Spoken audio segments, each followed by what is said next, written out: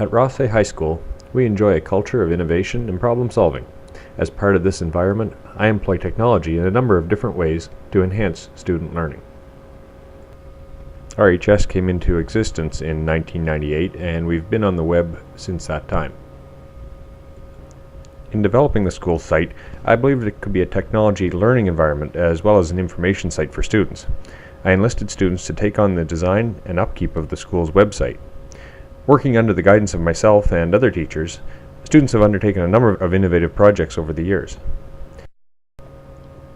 Currently, the website hosts an online student newspaper, an online weather station that I developed for the school, as well as a virtual version of our front foyer, where students and parents can see tiles that have been engraved with the students' names.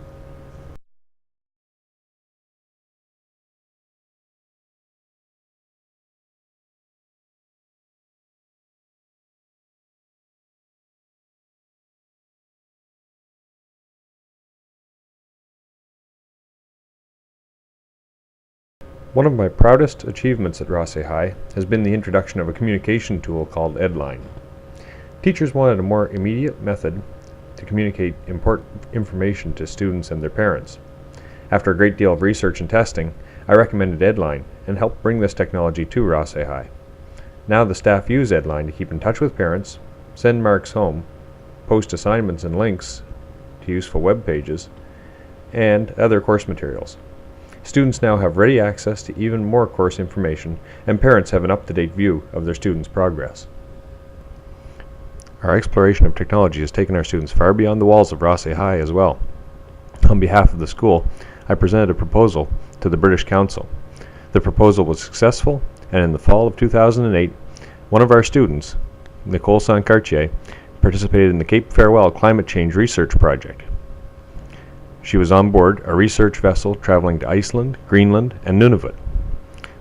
Back at the school, our students were able to participate in the project by communicating in real time with Nicole via a blog. Part of our role in the project was to post weather information from our weather station and compare the temperatures that we were finding with what Nicole was getting in the north. A second technology project I developed again took the students out of the classroom, but this time a little bit closer to home. Here we see them mapping Rothsay Commons in order to create an interactive map of the features and structures in the area. In the process, they learned some history, did some math, created some artwork, and learned some new computer skills. Truly a cross-curricular learning experience. Back in the classroom, one key technology aid is my smartboard. This device has had a great impact, especially when I'm teaching concepts in my physics courses. The smartboard allows me to demonstrate complex formulas, then capture and save the details for students to access after class. The smartboard also allows me to share educational sites with my students. The internet provides a wealth of useful teaching tools, such as this one, which shows students what's going on in a simple electric circuit. Just a few clicks brings the experiment to life as an immediate example of the concept that I'm teaching. In my most recent technology experiment, I began using an online poll for my students in my classroom. Using their cell phone's text functionality, students can rate their understanding of concepts that are being discussed in class. This instant feedback gives me a better insight into my students' progress, and gives them a more private way to communicate any difficulties they might be having in understanding the subject matter. Many of my students share the technology bug. I've always encouraged them to use technology in order to enhance their projects. Here's a couple of notable projects that I've received from students lately. The first is a clip from a video project that two students did discussing the speed of light.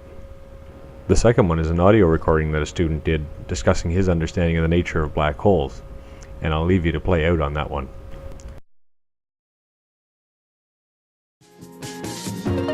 If the stars say so massive, then that star